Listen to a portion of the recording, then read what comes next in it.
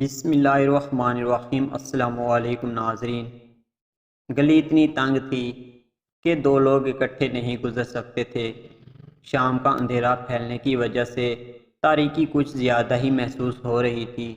وہ بڑی سی چادر میں لپٹی سر جھکائے روانی سے چل رہی تھی۔ اگر میں کھنکار کر اسے اپنی موجودگی کا احساس نہ دلاتا تو شاید وہ مجھ سے ٹکرا جاتی۔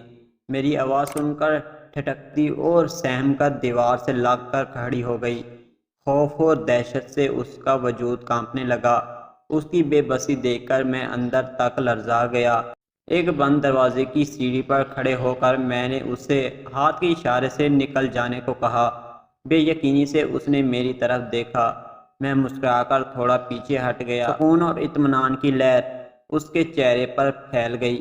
قریب سے گزرتے ہوئے کپ کپاتی ہوئی آواز میں بولی، جزاک اللہ خیر۔ اور میرے لیے اس سے بڑھ کر خیر اور کیا ہو سکتی تھی کہ کبھی کسی وقت کسی اور جگہ کوئی دوسرا میری بہن یا بیٹی کے ساتھ بھی ایسی ہی چھوٹی سی نیکی کر رہا ہوگا۔